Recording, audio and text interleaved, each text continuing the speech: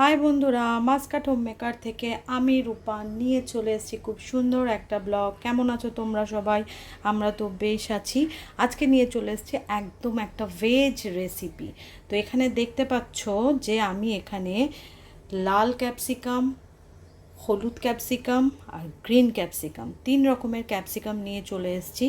আর রয়েছে গাজর, আর রয়েছে আলু। এখানে রয়েছে ফ্রোজেন মটরশুঁটি, দেখো আমি একটু ধুয়ে জল ঝরিয়ে নিয়েছি।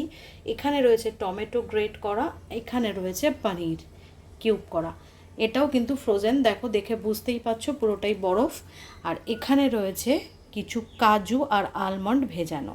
তো আজকে আমি এগুলো দিয়ে একটা ভেজ রেসিপি করব। তো কী রেসিপি করব সেটা দেখতে হলে বন্ধুরা অতি অবশ্যই আমার সাথে থাকতে হবে। আর ভিডিওটা একদম স্কিপ করবে না।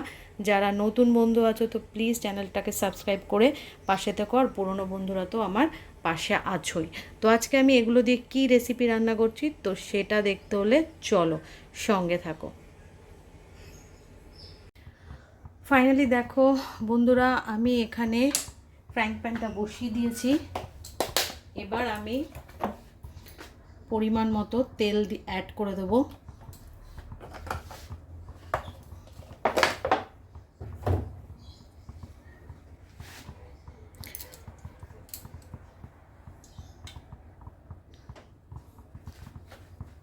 তারপর আমি এর মধ্যে অ্যাড করে দেব আলু আর গাজর।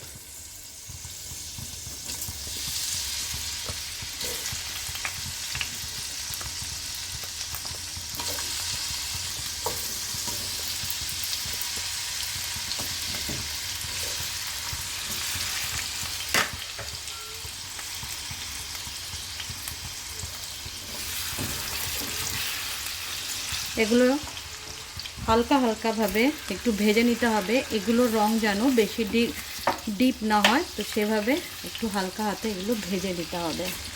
তো চলো ভাজা হলে তারপর আবার তোমাদের কাছে আসছি। অ্যাড করে দেব অল্প পরিমাণ নুন। তাহলে কি হবে, সবজিগুলোর মধ্যে হালকা একটু নুন ঢুকে যাবে। যখন সবজিগুলো নরম হবে তখন খেতেও ভালো লাগবে। এখানে দেখো আলু আর গাজরটা মোটামুটি ভাজা হয়ে গেছে। এবার আমি এটাকে নামিয়ে নেব। এরপর আমি করে রাখা পনিরগুলো ভেজে নেব।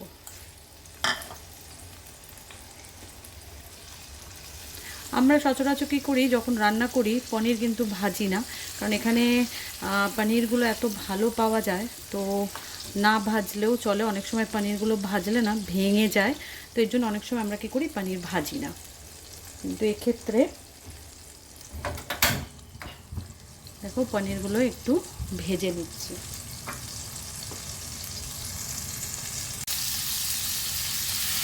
এখানে দেখো পনিরগুলো হালকা একটু লাল লাল হয়ে এলে তারপর আবার নামিয়ে নেব।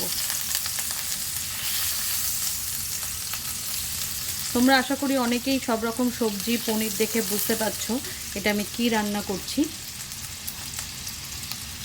তো এই রান্নাটা নিরামিষ দিনে তুমি পোলাও বলো, লুচি, পরোটা সব কিছুর সাথে ভীষণ ভালো যায়। তো ভাবলাম এটা একটু আমার পদ্ধতিতে একটু রান্না করে তোমাদের সাথে শেয়ার করি। তো চলো দেখতে থাকো। ফাইনালি দেখো পনিরগুলো এপিট এপিট করে ভাজা হয়ে গেছে। তো এইবার পনিরগুলোকে তুলে নেব। চলো এইবার আমি এটা কিভাবে রান্না করি তো চলো দেখতে থাকো। এইবার দেখো আমি এর মধ্যে গোটা গরম মশলা ফোড়নে দেব।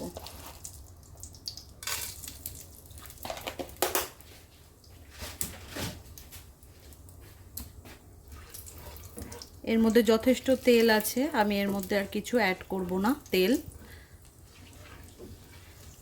গোটা গরম মশলা একটু ভাজা হলে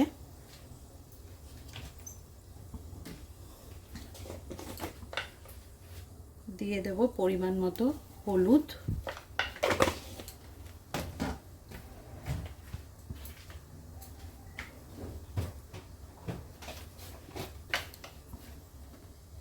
দিয়ে দেব কাশ্মীরি রেড চিলি পাউডার,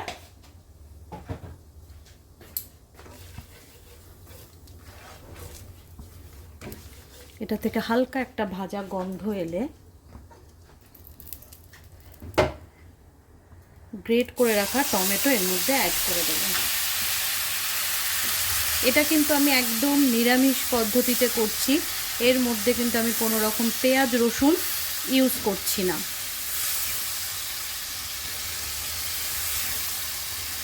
টমেটোটা একটু নরম হয়ে আসা পর্যন্ত অপেক্ষা করতে হবে। চলো তারপর আবার আসছি।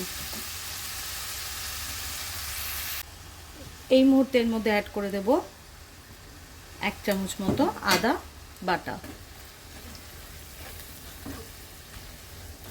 এরপর ভালোভাবে নেড়ে চেড়ে টমেটোর কাঁচা গন্ধটা চলে গেলে এরপরে আস্তে আস্তে সব ড্রাই স্পাইসেসগুলো অ্যাড করতে হবে।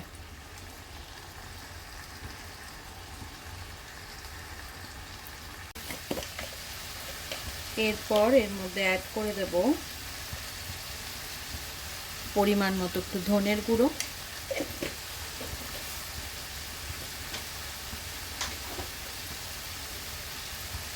পরিমাণ মতো জিরের গুঁড়ো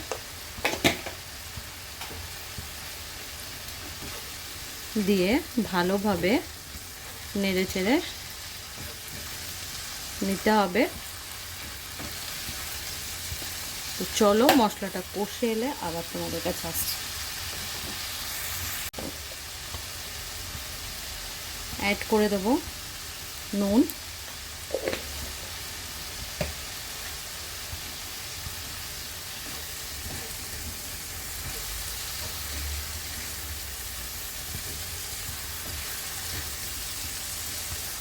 দেখতে পাচ্ছ মশলাটা বেশ সুন্দরভাবে কষে আসছে, তেল ছাড়ছে গায়ের থেকে।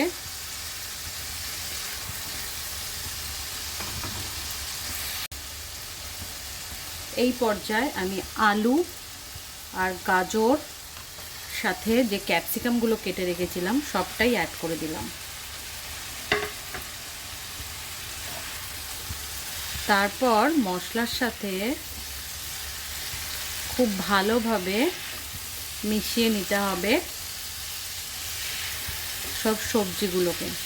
দেখতে পাচ্ছ ক্যাপসিকামগুলোকে কত সুন্দর লাগছে। আমি কিন্তু ক্যাপসিকামগুলো আগে ভেজে নিইনি, কারণ একটাই, আগে ভেজে নিলে কি হতো একদম নরম হয়ে যেত, আর এই যে সুন্দর ক্যাপসিকামের কালারগুলো কিন্তু অত ভালো লাগতো না। তো এইভাবে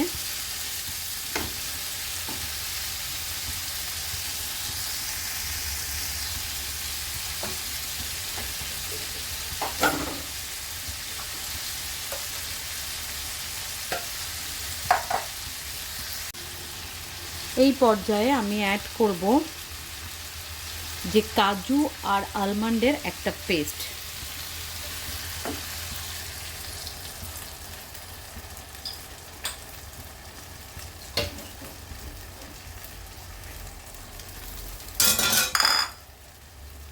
তারপর ভালোভাবে দেখো সবজির সাথে এগুলো মিশিয়ে নিতে হবে।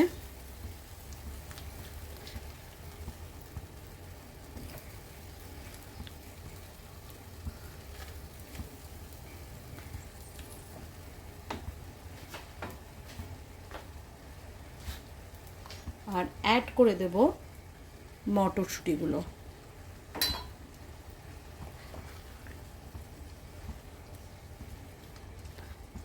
দেখতে পাচ্ছ অনেকেই আছো এটা পেঁয়াজ রসুন দিয়ে করে থাকো, কিন্তু নিরামিষভাবে এভাবে করলে তো তোমরা একবার বাড়িতে এভাবে ট্রাই করে দেখো। তবে হ্যাঁ, এই সময় খুন্তিটা প্রায় অনেকক্ষণ ধরেই চালাতে হবে, কারণ যেহেতু কাজু কিশমিশের পেস্ট আছে নিচে লেগে যাওয়ার ভয় থাকে, তাই তোমাকে একটু ধৈর্য ধরে এটাকে রান্না করতে হবে। তো চলো আবার পরে আসছি। দেখতে পাচ্ছ সবজিগুলো বেশ ফুটে হচ্ছে, এর মধ্যে অ্যাড করে দেব কিশমিশ আর অ্যাড করে দেব কাজু বাদাম।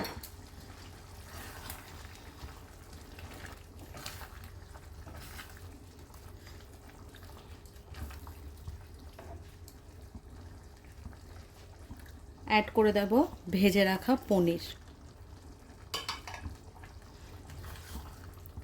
তো সব কিছুর সাথে বেশ ভালোভাবে মিশিয়ে নিতে হবে।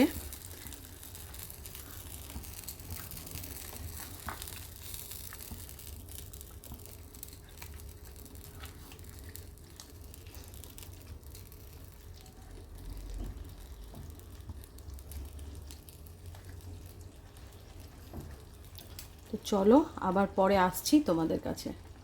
এই মুহূর্তে অ্যাড করে দেব ক্রাশ করে রাখা কসুরি মেথি। এই রকম টাইপের রান্নায় কসুরি মেথি অ্যাড করলে কিন্তু রান্নার স্বাদ দ্বিগুণ বেড়ে যায়।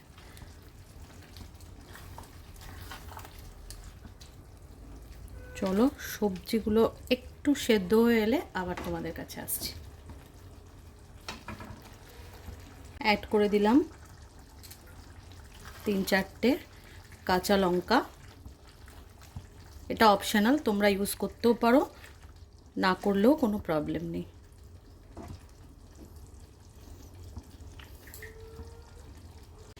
ফাইনালি অনেকক্ষণ পর আবার তোমাদের কাছে এলাম। আমি একটু ঢেকে দিয়েছিলাম সবজিগুলো নরম হওয়ার জন্য। তারপর দেখো কত সুন্দর দেখতে হয়েছে। এই আমি এতক্ষণ রান্না করছি ঠিকই, তোমাদের কাছে এখনও আমি বলিনি আমি এটা কী রান্না করছি। এটা হচ্ছে নবরত্ন কোরমা, মিক্স ভেজ যেটাকে বলে, একদম নিরামিষভাবে নবরত্ন কোরমা। লুচি বলো পরোটা বলো সবের সাথে দারুণ যাবে। তো এই মুহূর্তে এর মধ্যে অ্যাড করে দেব একটু চিনি, কারণ এই ধরনের রেসিপিগুলো একটু মিষ্টি স্বাদের হয়, না হলে একদমই ভালো লাগবে না খেতে।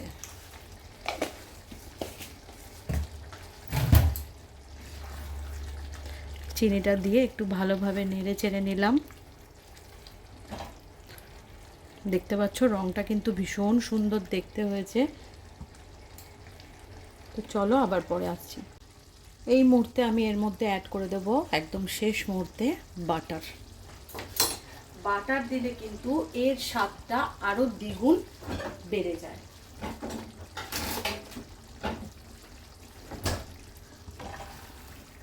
চলো বাটারটা গলতে একটু সময় লাগবে। আমার মিক্স ভেজ কিন্তু একদম রেডি। নিরামিষভাবে অনুষ্ঠান বাড়ির মতো রেস্টুরেন্ট স্টাইল যেরকম বলবে অসাধারণ হয়েছে দেখতে, খেতেও অসাধারণ হয়েছে।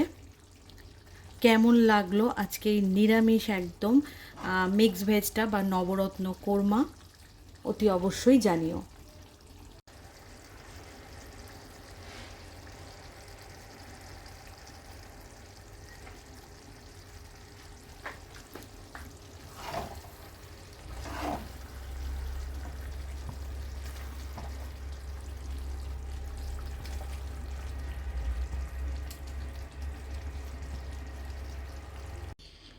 ফাইনালি মিক্স ভেজ নবরত্ন কোরমা আমার একদম রেডি।